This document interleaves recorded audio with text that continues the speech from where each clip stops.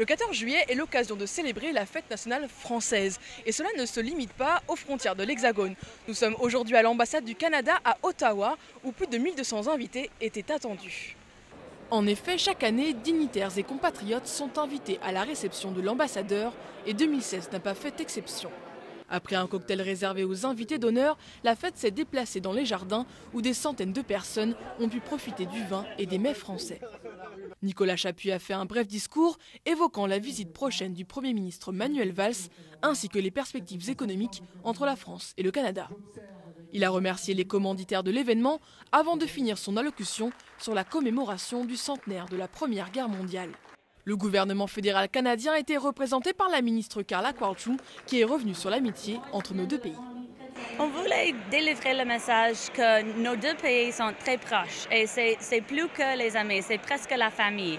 Et on veut célébrer les relations internationales entre tout le monde, mais particulièrement les pays avec lesquels nous avons une grande et proche histoire et la France c'est un de ces pays. Ce n'est qu'après les discours que les détails sur l'attentat de Nice ont commencé à émerger. Aucune mention n'en a été faite au cours de la soirée qui s'est achevée alors que la presse canadienne arrivait aux portes de l'ambassade. Et l'ambassade n'a pas le monopole des festivités. En effet, généralement, les consulats participent également. Après Toronto la semaine passée, ce sont Québec et Montréal qui ont tenu à célébrer le 14 juillet.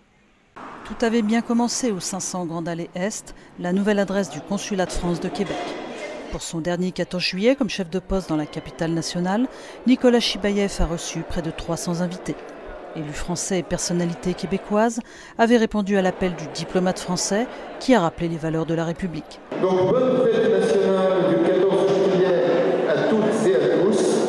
Vive la France, vive le Québec et vive l'amitié entre nos deux peuples. François Blais, ministre du gouvernement du Québec, s'est félicité de la nombreuse présence française au Québec. Au même moment, alors que les invités l'ignoraient encore, un camion fou fauchait 84 vies à Nice. C'est au Festival d'été de Québec en fin de soirée que Nicolas Chibaïev a appelé à célébrer les idéaux de liberté, d'égalité et de fraternité en musique, non sans avoir invité le public à respecter une minute de silence à la mémoire des victimes. Avant d'écouter ce concert, je vous propose ensemble, observons une minute de silence en hommage à toutes les victimes, aux victimes de la violence et de la haine, au nom de ces idéaux de liberté, de fraternité et d'amour de l'humanité. Nathalie Simon-Claire à Québec, pour l'Otard de Libéré. Le 14 juillet dernier, Catherine Feuillet, consul générale de France à Montréal, avait convié Françaises et Canadiens au Musée des Beaux-Arts afin de célébrer la fête nationale. Ils étaient près de 500 à s'être déplacés pour cette réception. L'ambiance est festive, le buffet est copieux et un orchestre anime la fête. Quand le maire de Montréal, Denis Coderre, prend la parole, l'atmosphère vire au recueillement après l'annonce tragique des attentats à Nice. Malheureusement, nous avons une nouvelle à vous annoncer. Il y a eu attentat à Nice et on parle d'un bilan provisoire d'une trentaine de morts et d'une centaine de blessés.